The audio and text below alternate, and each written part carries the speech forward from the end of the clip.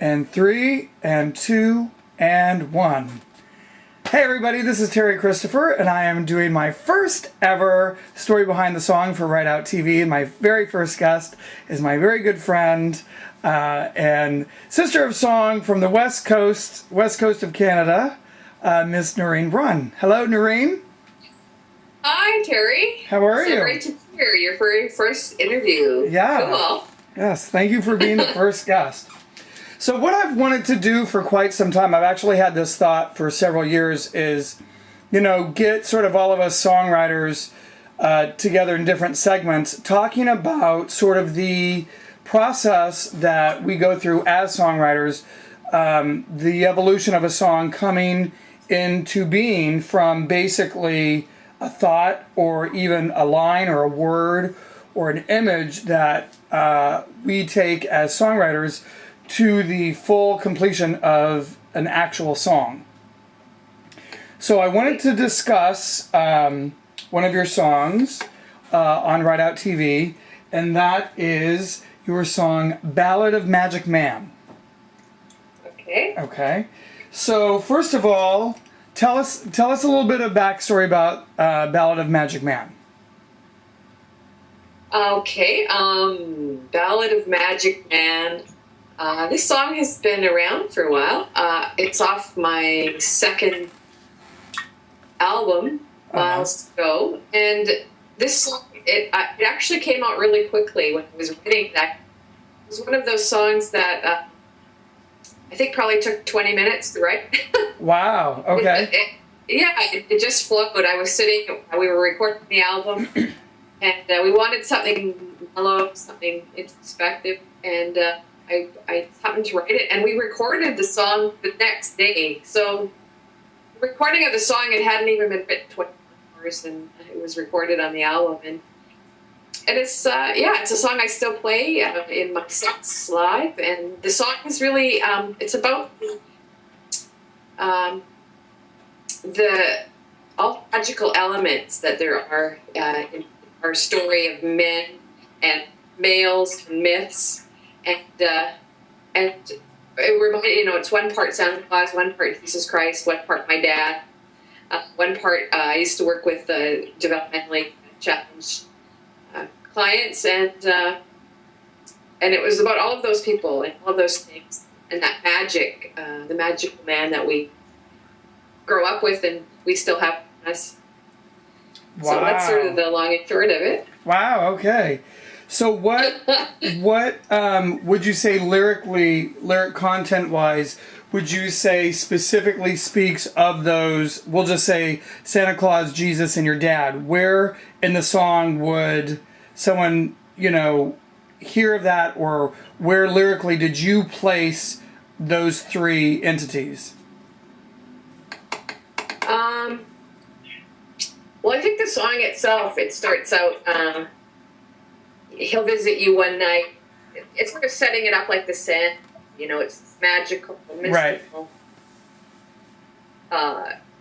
Person comes to you, and who, but the opening part, and you have to trust this person or this archetype, if you like. Right. And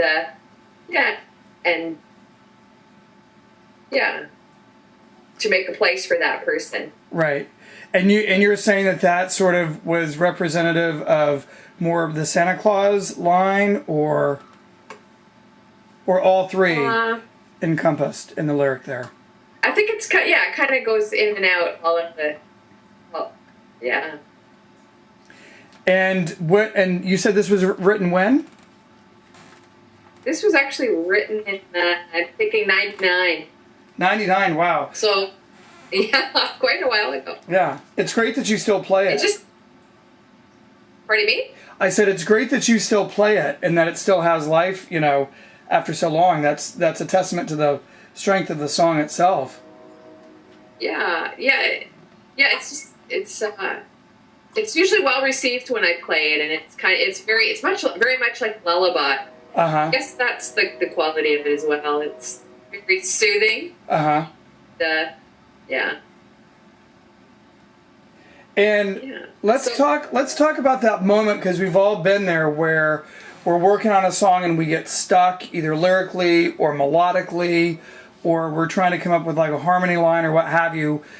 You know, so that's one extreme. And the other extreme is kind of like what you're saying. It sounded like you experienced, where it was like, you know, the song was done as quick, you know, as a grease pig running around the county fair. It sounded like, you know, it was like a thought, a shot, and done. Exactly. Yeah. It just, vocals came out. The lyrics came out. The melody was there. Even the guitar parts were there. Everything. It was very much like a channel where I just sat down with the guitar. I wanted, something reflective, something about style, and it just, it was one of those things I didn't have to think about it. I just had to make way for it and get out of the way.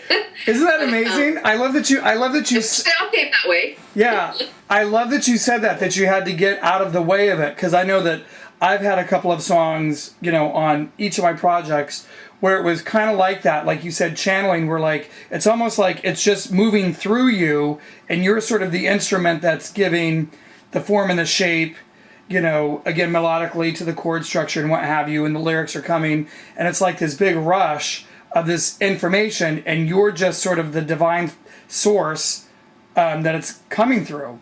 And I think all of us as songwriters, hopefully, we've all experienced that at different points. Because I do think that that's one of those really magic moments when you really kind of understand the gift of what it is to have, I guess, that responsibility, you could say, of being a songwriter. And when it's really, really right and really, really focused, it's so natural, the flow of it. Yeah. I would imagine, you know, like writers, authors would probably have, you know, either books that are like that or chapters within books where it's just like, you know, you sit down, you put the pen to the paper, and it's like, it's almost like something else is moving through you, and it's just being written, you know? Yeah. That's great. That must have felt like such a rush. Definitely be that song. And the thing is, too, is it's so funny because you asked me what it's about, and I think at the time I'm writing it, I have no idea really what it's about. It's only later when I'm reflecting and I'm like, well, what's this about? And then I sort of think, oh, this is what this means, I think. So, and even that changes in time, too. Right. So, yeah. So when I know I hear songwriters say they don't know what their songs are about. It's years later. Right. Totally relate to that. Yeah.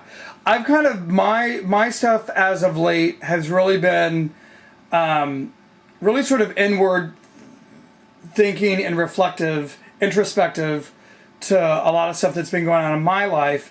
And I think because of it, it's a little more spiritual based, about like personal growth and triumph over losing. I've had a lot of friends that have recently gone through a lot of loss.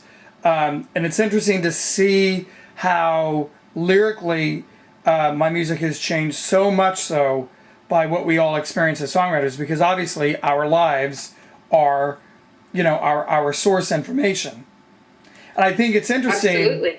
that for Magic Man that you are channeling or, you know, singing of three really strong male figures that everybody can relate to, even if, you know, if you're not of the Santa Claus believing type, that Right. they still know of Santa and they know what Santa is representative of.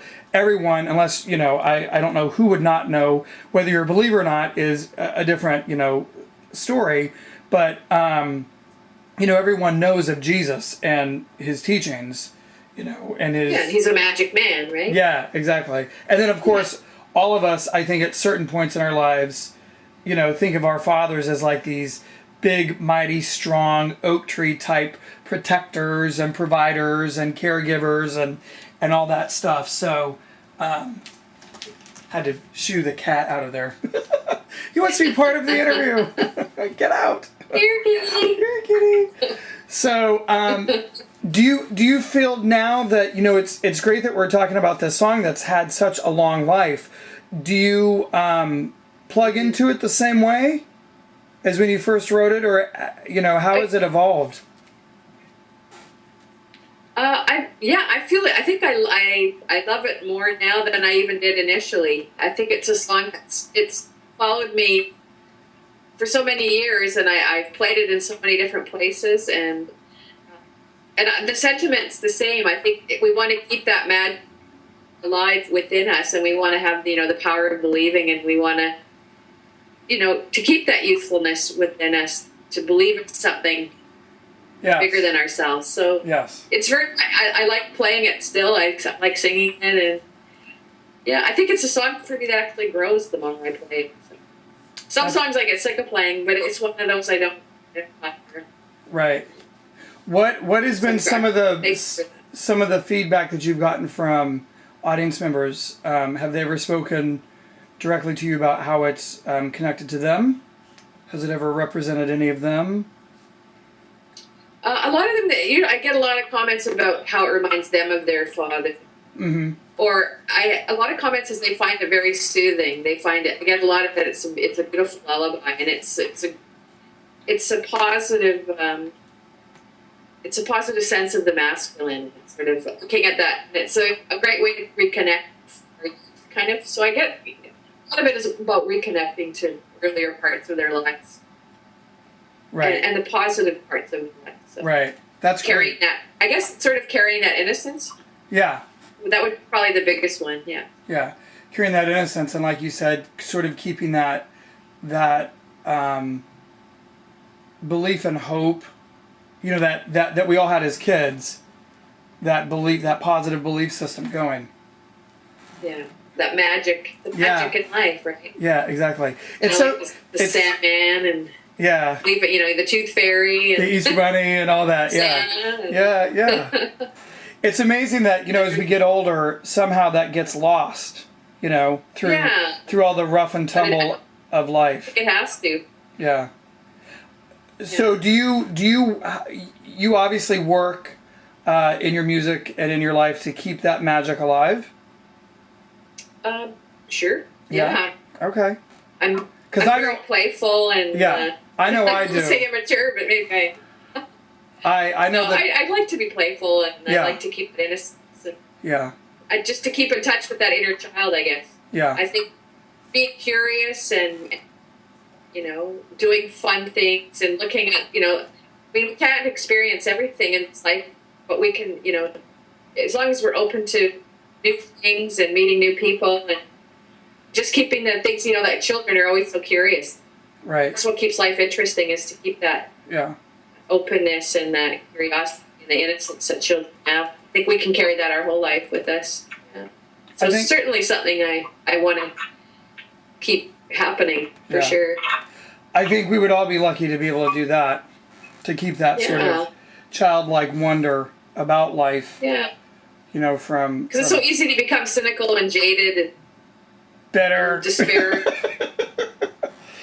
bitter. Yes. So let's start to talk now about the video itself that's on Ride Out TV. Tell me about the shoot and what it was getting prepped for the shoot, and then tell me about the day of the shoot and the locations and who your director was and all of that. Sure. The director was Julie Saragosa. She is a director. She's actually in Germany right now. Wow.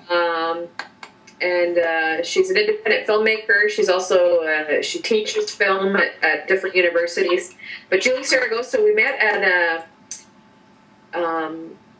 a queer evening of artists and filmmakers, singer-songwriters in Vancouver here. And she was giving her talk on viewing her film. And that's where we met. And so we talked about, I want to do this video. We met, and she helped me come up with some of the concepts. I wanted an outdoor shot. So we drove around Vancouver and showed some of the more beautiful sites here. Went to, I think it was there's a lot of really Fraser Hill Cemetery. There's a lot of really beautiful places in the video. Sorry? I said there's a lot of beautiful shots in the video, location-wise. Yeah. Yeah. Yeah, there's we shot mostly, it was in one of the cemeteries. don't think it's called Fraser View. It's on Fraser Street, but it showcases Vancouver in a really positive way. Right. Yeah. You are cutting in and out a little bit, so. Oh, am I? With your